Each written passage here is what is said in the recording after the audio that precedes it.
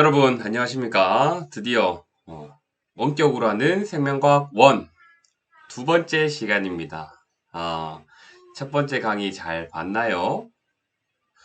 그래도 열심히 찍어 봤는데 조금 부족한 점이 많았던 것 같습니다.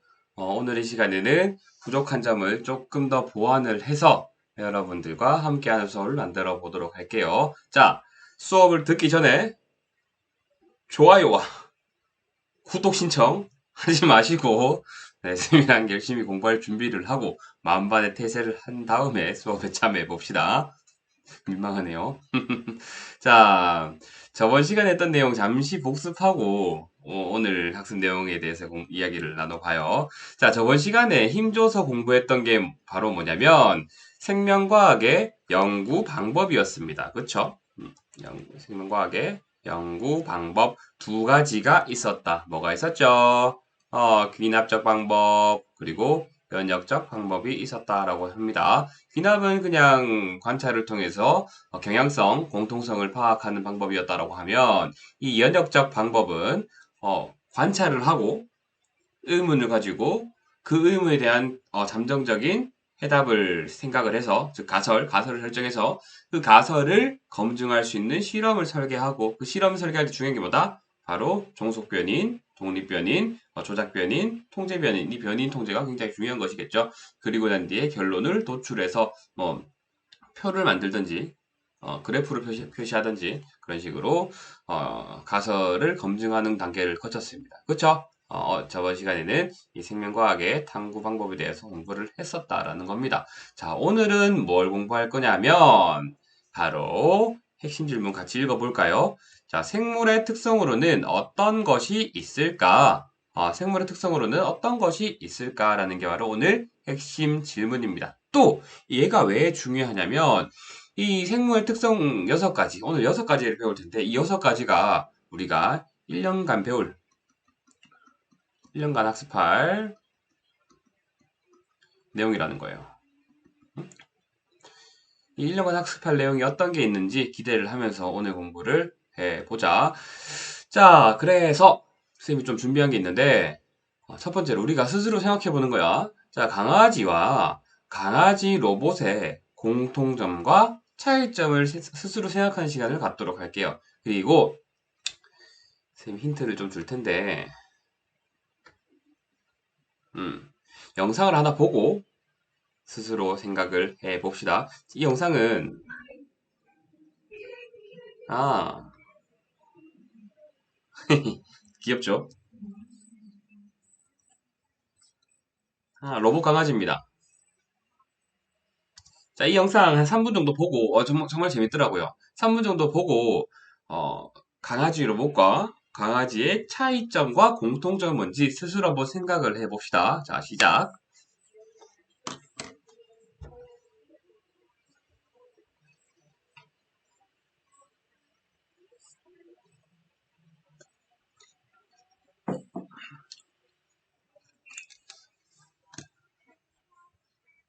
얼마일까?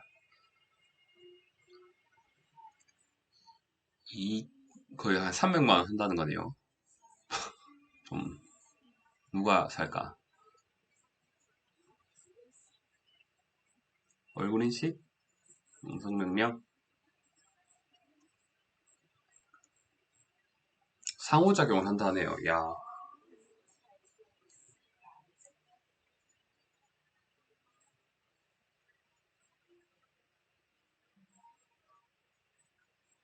인식할 수 있답니다.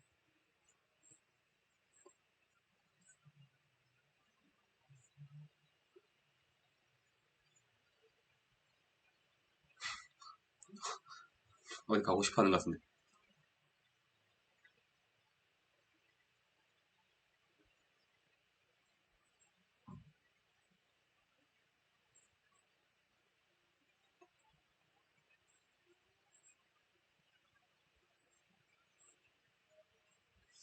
자, 여기까지 보고.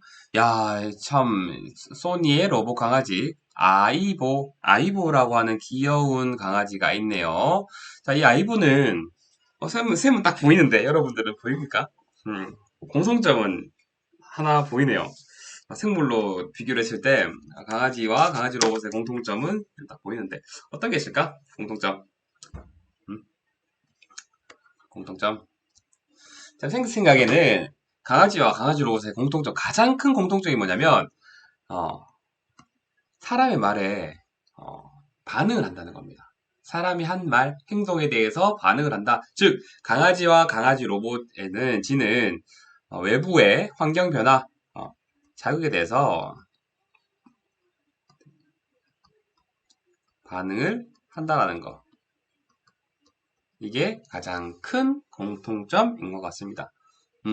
또 두 번째, 생김새가 비슷하게 생겼네요. 이게 공통점이고, 차이점은 굉장히 많습니다. 어떤 게 있을까? 지금 바로 답을 이야기할 텐데, 스스로 한번 생각해 볼 사람은 잠시 영상을 멈춰놓고 생각해도 좋을 것 같아요. 자, 차이점. 혹시 들립니까? 지금 우리 애기가 밖에서 앵앵거리고 있는데, 쌤은 안에서 이렇게 수업을 하고 있네요. 참 미안한 상황인 것 같아요. 빨리 집사람을 도와주고 싶은데, 그래도 쌤 할 게 있으니까, 여러분들에게 이렇게 지식을 전달하고 내 시간은 꼭 필요한 것 같아요. 자, 차이점 뭐냐면, 이겁니다. 뭐 여러 가지 있겠지만, 쌤 생각에는 체온이야, 체온. 체온. 자, 강아지의 체온은 38도씨 정도 한다라고 하네요. 일정하게. 외부가 춥든 따뜻하든 자기의 몸은 38도씨로 유지된다라는 겁니다. 자기보다 지금 설정된 38도보다 더 체온이 높아질 것 같다라고 하면 걔가 어떤 행동을 하죠? 바로 이렇게 혀로 열을 방출하는 그런 작용을 하게 됩니다. 그쵸? 체온은 38도씨로 유지되는 것이고 강아지 로봇은 어때? 체온 같은 거 없고 외부 온도와 본인의 체온이 동일할 것 같아요. 그리고 두 번째 또 뭐? 유전입니다. 유전. 기름이 나오는 유전이 아니라 자신을 닮은 새로운 개체를 만들 수 있느냐 없느냐인데 강아지는 자신과 닮은 개체를 만들 수가 있고 그 강아지 로봇은 아무리 기술이 발전한다 한들 자기랑 비슷하게 생긴 강아지 로봇을 만들 수가 없습니다. 세 번째 또 뭐 있어? 가장 기본적인 거 동물은 세포로 구성되어 있죠.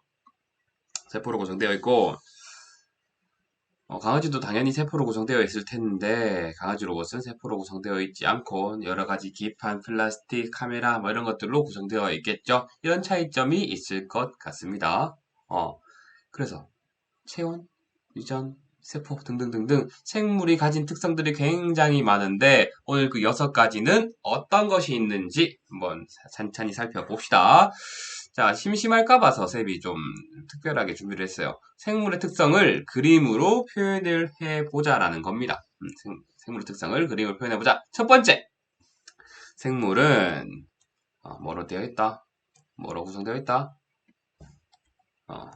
세포로 구성되어 있다. 모든 생물은 세포로 구성되어 있습니다. 그림으로 표현을 해보자. 자, 좀 육각형으로 우리 1학년 때 양파세포 그릴 때 이렇게 그렸던 것 같은데 기억나나?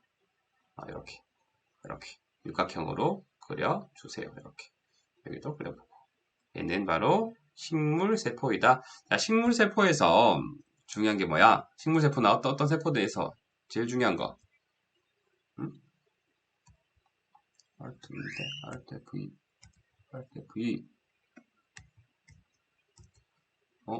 아니네.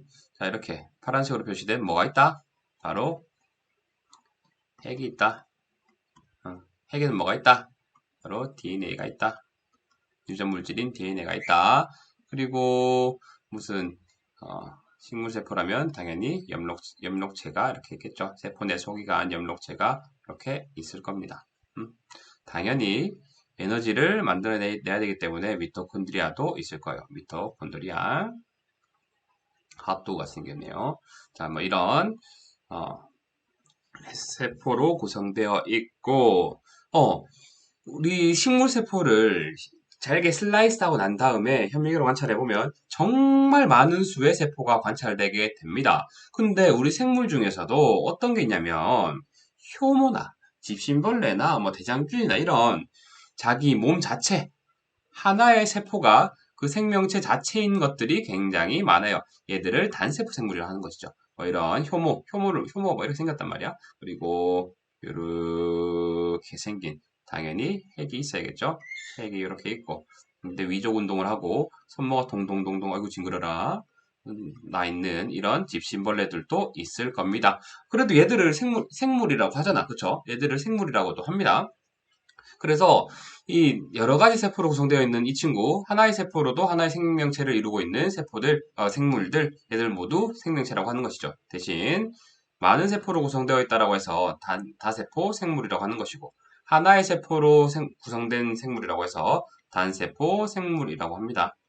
그래서 좀 단순한 아이 친구들한테는 이 단세포 생물 같은 친구야 라고 이렇게 놀렸던 기억이 나네요. 여러분들은 이렇게 좀 고급진 개그를 치면서 놀아야 됩니다. 자, 그리고 두 번째 갑시다. 첫 번째 특징. 당연히 생물이라면 세포로 구성되어야 한다라는 거. 오케이. 자, 두 번째. 물질 대사가 일어난다. 물질 대사가 뭘까? 물질 대사. 물질 대사. 물질 대사가 일어난다. 자, 물질 대사를 한번 풀어서 써보면, 이 물질은 우리가 알고 있는 그 물질이 맞습니다. 이 대자가 뭐냐면, 바꾸다입니다. 바꾸다. 이거 1학년 됐나? 바꾸다고, 사가 1입니다. 물질을 바꾸는 일인데, 물질을 이렇게 바꾸는 게 왜 중요하냐면, 물질은 각각의 고유한 에너지량을 가지고 있습니다. 그래서 A라는 물질에서 B라는 물질로 전환됐을 때 A와 B의 에너지 준위 차이에 따라서 에너지가 나오거나 에너지가 빠져나오거나 에너지가 들어가거나 하게 되는 겁니다. 이 물질 대사를 해준 친구가 바로 누구다? 우리 몸에서 가장 중요한 단백질, 물질 대사를 도와주는 촉맥, 효소가 하는 일이겠죠. 물질 대사가 일어난다. 우리 몸에서 일어나는, 우리 식물에서 일어나는 정말 중요한 물질 대사 하나, 대표적인 거 하나만 적고 넘어갑시다. 자, 포도당. 이건 많이 적었던 것 같은데. 포도당 적어주세요. 그리고 포도당이 변할 수가 있다. 뭘로? CO2로. 반대로 식물에서는 CO2가 포도당으로 전환되기도 합니다. 맞나? 그쵸? 자, 포도당과 CO2를 비교를 했을 때 포도당 상대적으로 고에너지예요. 높은 에너지를 가지고 있고 CO2는 상대적으로 적은 양의 에너지를 가지고 있답니다. 자, 이렇게 됐을 때, 자, 포도당이 고에너지인 포도당이 저에너지인 CO2가 되었을 때 에너지 차이가 어떻게 되죠? 얘가 더 많고 적어지기 때문에 이 화살표에서는 에너지가 빠져나갈까 흘러 들어갈까? 당연히 큰 에너지에서 작은 에너지가 되기 때문에 에너지가 빠져나가겠죠. 에너지가 빠져나간다. 이게 바로 우리가 잘 알고 있는 바로 세포호흡입니다. 세포호흡. 어디서 일어나죠? 미토콘드리아에서 일어나는 세포호흡이 되겠죠. 맞나? 그리고 이 친구는 큰 물질에서 작은 물질로 변한다라고 해서 이화작용이라고 합니다. 이화작용. 적었나? 그리고 이 에너지는 바로 우리의 생활 에너지가 되는 것이죠. 에너지를 활용해서 우리가 생활을 하는 것이다. 자, 그리고 반대쪽 화살표도 한번 추적을 해 봐야겠죠. 자, CO2. 지금 목소리가 녹음되고 있겠지. 갑자기 뜬금없이 지금, 목소리가 녹음 안 됐을까 봐 걱정이 되네요. CO2가 바로 포도당으로 되는데, 이때는 에너지가 어떻게 될까? 에너지가 투입이 되어야겠죠. 왜? 저에너지에서 고에너지가 되기 위해서는 그만큼 에너지 차이만큼 에너지가 들어가야 될 겁니다. 이 반응을 바로 뭐라고 한다? 광합성 항상성이라고 이야기를 하는 것이죠. 오케이. 자, 광합성은 이화작용과 반대로 큰 물질로 만드는 동화시키는 동화작용이라고 이야기를 합니다. 얘는 바로 빛 에너지겠죠. 빛. 오케이? 이게 동화작용인지 이화작용인지 알기 위해서는 이 반응물과 반응물 이쪽으로 흐르는 것은 이게 반응물이겠고 이 화살표 방향으로는 얘가 반응물이겠죠. 반응물과 생성물 사이의 에너지 준위 차이를 알게 된다면 그리고 에너지가 투입되는지 에너지가 빠져나가는지 투입되는지 알게 된다면 이게 바로 이화작용인지 동화작용인지 판단할 수가 있을 겁니다. 오케이? 그래. 그리고 자극에 대해서 반응하고 생물의 특성 세 번째. 자, 자극에 대해서 반응을 하고 항상성을 띠게 된다라는 겁니다. 자, 자극에 대해서 반응한다라는 거 수능에서 모의고사에서 자주 나오는 예시가 하나 있는데 미모사입니다. 미모사. 자, 미모사가 뭐냐면 보면 알 거야.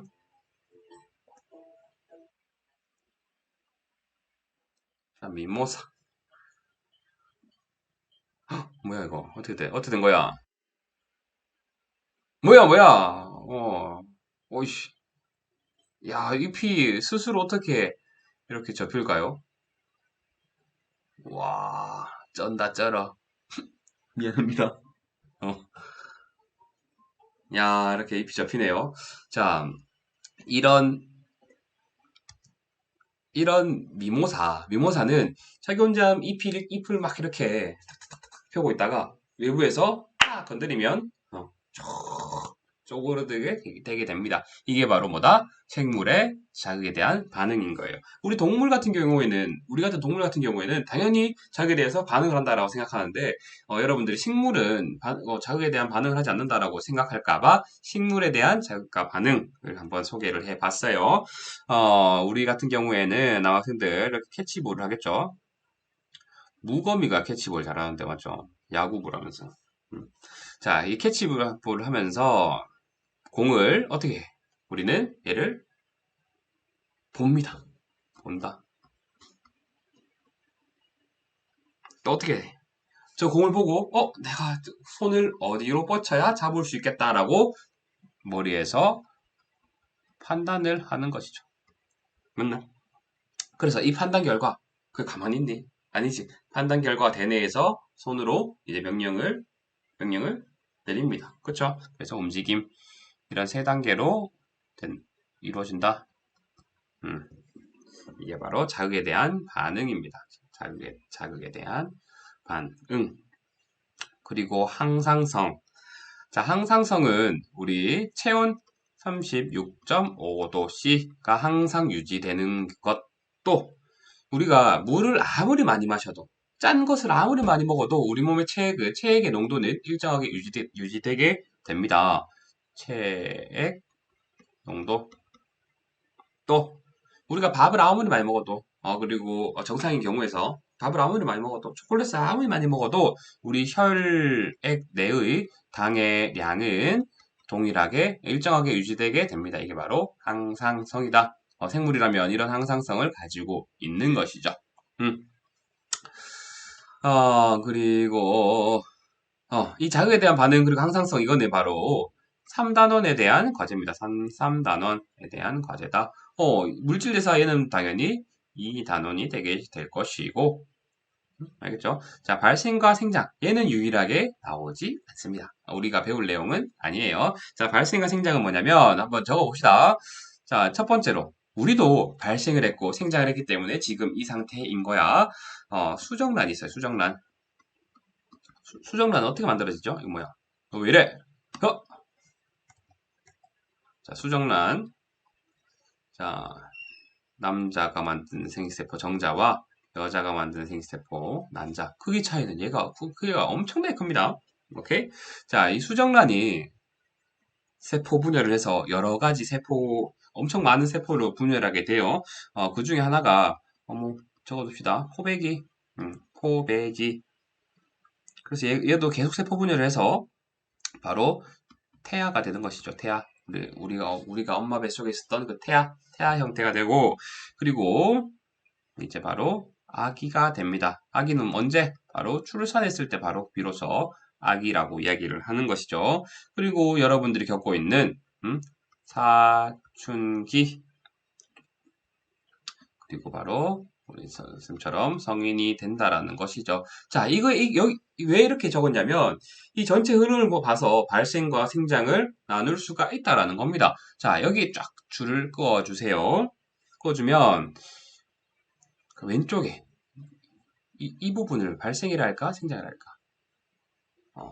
본능이 이야기를 하죠. 바로 얘는 발생입니다. 그럼 오른쪽은 당연히 생장이 되겠죠. 이 될 텐데 왜 이렇게 구분할 수가 있냐면 수정란에서 성인이 될 때까지 끊임없이 우리 세포는 세포 분열을 합니다. 하나의 세포가 분열해서 엄청나게 많은 수의 세포를 가지게 된 성인이 되게 돼요. 근데 이 발생에서는 당연히 세포 분열을 하지만 그 세포 분열 결과 세포가 특정한 역할을 가진 세포를 분화하는 게 주된 목적이에요. 수정은 하나의 세포였던 친구가 근육세포가 되고 신경세포가 되고 모근세포가 되고 시신경이 되는 이런 그 능력에 대한 분화가 필요한 것이죠. 그래서 좀 깊은 얘기인데 이 분화가 덜 된 세포를 얻어서 우리가 가지고 싶은 세포를 만들 수 있으면 얼마나 좋을까? 그게 바로 줄기세포에 대한 연구예요. 줄기세포는 이 수정란이 포배기가 되기 전에 대부분의 세포로 분화할 수 있는 분화능을 가진 그 세포를 가지고 연구하는 게 바로 줄기세포의 연구입니다. 오케이? 그래서 왜 이게 중요하냐면 만약에 간이 손상된 그 사람이 간이 손상된 사람이 자기의 체세포를 활용해서 이 수정란을 다시 분화할 수 있게 만들어요. 분화를 해가지고 미안해요. 자기의 핵을 가지고 새로운 수정란을 만듭니다. 자기의 복제된 수정란인 것이죠. 그 수정란을 통해서 사람으로 만들면 그건 복제인간이 되는 거야. 복제인간을 만들면 안 됩니다. 당연하죠. 생명 윤리로서. 이 분화시킬 수 있는 분화능을 가진 어떠한 세포를 얻어내는 거야. 얻어내가지고 이 세포를 가지고 다른 실험실에서 개체로 발생시키는 것이 아니라 내가 그 환자에게 필요한 간으로만 분할을 시키는 것, 이게 바로 줄기세포의 연구에 대한 가장 큰 키워드입니다. 이걸 하기 위해서 새로운 장기를 만들어내고 교체할 수 있는 이 재료들을 만들기 위해서 이 줄기세포를 만들고 있고 연구를 지속하게 되는 것이죠. 거기서 질타를 받았던 게 바로 황우석 박사고 대국민 사기였죠 사실. 왜 사기였냐면 이 수정란을 얻는 것 자체가 이 난자를 얻는 게 굉장히 힘듭니다. 여성의 삶에서 만들 수 있는 생산할 수 있는 난자의 수는 굉장히 그 한정적이고 과별한 주사를 통해서 난자를 얻는데 이 성공할 확률이 굉장히 낮다고 해요. 그래서 황우석 박사는 성공 확률을 높였다고 논문을 조작을 했죠. 이게 만약 성공하고 제대로 된 연구가 지속됐다면 우리나라는 이 줄기세포 연구의 강국이 되었을 겁니다. 여러분들은 그런 연구 윤리를 꼭 지키는 그런 멋진 과학자가 됐으면 좋겠어요. 물론 거기에서 은사님은 청년쌤이었다라고 얘기해주면 굉장히 좋겠죠. 부끄러워라. 아무튼 넘어가서 자 발생에서 이제 생장으로 넘어간다. 생장은 바로 그저 세포 분열을 통해서 세포의 수가 증가하는 것입니다. 오케이. 자, 생식과 유전. 다섯 번째네요. 생식과 유전. 자, 생식과 유전은 바로 우리가 힘들어하는 4단원, 4단원에서 다룰 내용들이에요. 유전 하면 당연히 DNA, 진화해도 DNA, 여기서는 DNA, 핵산, 유전체에 대한 이야기를 하고 있거든요. 자, 생식은 바로 뭐냐면,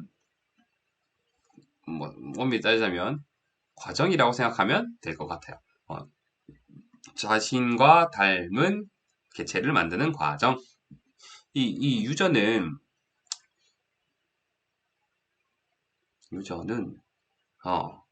쌤이, 에어예요. 우리 아내가, 뷰야. 우리 딸이 O형이 나왔어요. 그래서 나를 닮은 어떤 개체가 나타나는 것이 바로 유전입니다. 나를 닮았잖아. 아무리 숨어 있는 그 유전자라고 해도 열성 유전자라고 해도 나의 유전자를 가진 새로운 개체가 나타나는 것, 이게 바로 유전입니다. 외적 유전은 뭐냐? 외적 유전이 됐는데 우리 딸이 엄마를 닮아서 뭐 그래도 다행입니다. 다행이고 아빠를 안 닮아서 다행인데 닮은 곳이 딱 한 곳이 있어요. 제발 이것만큼은 닮지 말았으면 좋겠다라고 생각을 했는데 바로 이틀이 닮았습니다. 네. 제 딸이 아빠 입술을 닮아가지고 조금 싹수가 아직까지 벌써 좀 두툼하더라고요. 그래도 요즘 일부러 필러를 넣고 넣는다는데 돈 벌었다 생각하면서 그렇게 정신교육을 할 생각입니다. 딸아 미안하다. 자, 그리고 네, 적응과 진화. 적응은 쌤이 적응과 진화 한번 검색을 해봅시다. 검색. 사막 여우, 북극 여우 볼까요? 얘들은 같은 여우예요. 너무 귀여워. 쌤 꿈은 바로 사막 여우를 집에서 키우는 겁니다. 네. 야, 이게 사막 여우가 있고 북극 여우가 있는데 같은 여우인데도 불구하고 사막에 사는 이 여우는 귀가 크도록 진화를 했고 북극 여우는 귀가 작아지도록 이렇게 적응하고 진화를 했네요. 이건 바로 뭐다? 환경에 대해서 적응을 하고 적자 생존을 통해서 그 환경에 대해서 적응을 한 것인 것이죠. 유전자가 변함으로써 형질이 바뀐 것을 이야기할 수가 있다. 자, 뭐냐면 왜 바뀌어야 되는지 색깔이 자, 쌤이 좋아하는 DNA를 그려봅시다. 자, DNA에서 돌연변이가 생기는 것이고 돌연변이 생겨가지고 얘가 바로 환경에 대해서 적응을 했고 긴 시간이 지나서 형질 차이가 나타나는 게 바로 진화인 겁니다. 적응이랑 진화를 뭐 시간에 이거 짧은 시간, 긴 시간이라고 뭐 정의를 내릴 수도 있는데 굳이 적응과 진화를 이렇게 양분할 수는 없습니다. 알겠죠? 그래서 우리 6가지 배웠는데 다시 한번 살펴보자. 생물이라면 세포로 구성되어 있어야 하고 물질 대사가 일어나야 한다. 즉 에너지가 좀 왔다 갔다 하고 그 물질이 순환하면서 물질이 변화하면서 우리가 만들고 싶은 물질을 만들고 에너지를 얻는 일이 일어나야 된다. 그리고 자극에 대해서 반응을 하고 항상 같은 성질을 가지려고 하는 항상성이 있어야 한다. 그리고 새로운 개체를 만들 수 있는 발생과 생장을 해야 되고 새로운 개체를 만든 결과 부모와 닮은 형질을 가진 개체가 나와야 하고 그리고 돌연변이에 의해서 환경에 적응한 진화한 새로운 개체가 나올 수가 있다라는 겁니다. 알겠죠? 이게 바로 6가지 생물의 특징. 자, 그러면 다음으로 넘어가서 자, 바이러스는 생물인가 무생물인가? 오늘 마지막 학습 과제입니다. 들립니까? 딸이 깍깍 하고 있는데 근데 여기서 돌발 퀴즈 1번 영상을 봤는지 보지 않았는지 쌤이 판단하기 위해서 돌발 퀴즈를 내겠습니다. 돌발 퀴즈 1번 그 설문에 답변을 해주길 바래요. 자, 소의 다리 개수와 오리의 다리 개수를 합치면 총 몇 개일까요? 다시 소의 다리 개수와 오리의 다리 개수를 합치면 몇 개일까요? 이게 바로 돌발 퀴즈의 그 질문입니다. 그래서 설문에 돌발 퀴즈에 답을 적어주세요 라고 적을 테니까 여러분들은 소의 다리 개수, 오리의 다리 개수를 더해서 답을 적어주면 될 것 같습니다. 자, 바이러스는 생물인가 무생물인가? 이 바이러스는 참 지금 너무 큰 문제가 되고 있죠. 지금 우리가 이렇게 면대면 수업하지 못하고 화상으로 수업하는 이유가 이 바이러스 때문이죠. 코로나 바이러스 때문이잖아요. 바이러스는 어떤 친구인지 수업 시간에 보면 재밌는 EBS 클립뱅크 보자. 바이러스는 생물일까? 무생물일까? 아까 영상에서 많이 봤는데, 자, 생물적 특성은 바로 이 DNA를 가진다는 거.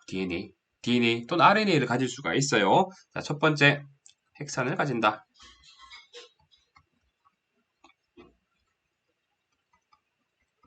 핵산을 가진다는 것이죠. 이 핵산은 바로 본인에 대한 이전 정보입니다. DNA가 있을 수 있고 RNA가 있을 수 있습니다. 그리고 두 번째, 숙주세포 내에서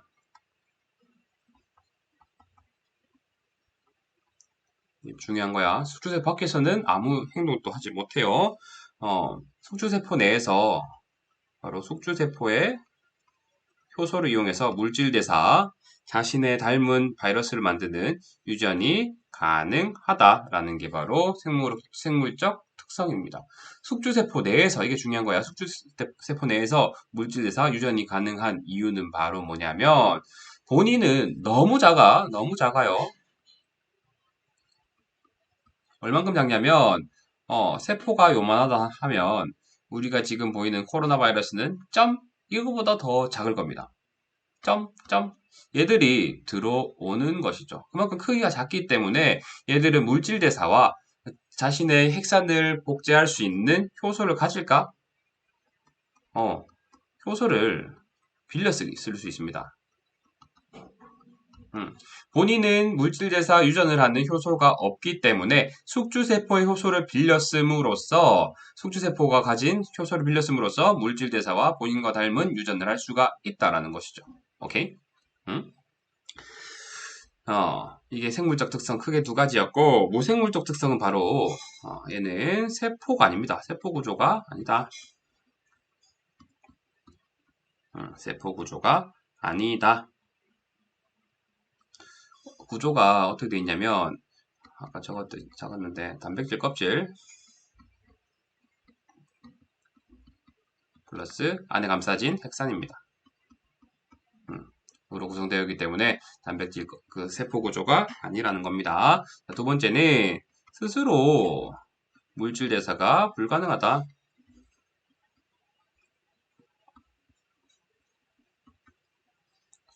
스스로 물질 대사가 불가능한 게 바이러스의 특징이다. 또 똑같은 말이겠죠. 효소가 없다. 를 가지지 않는다.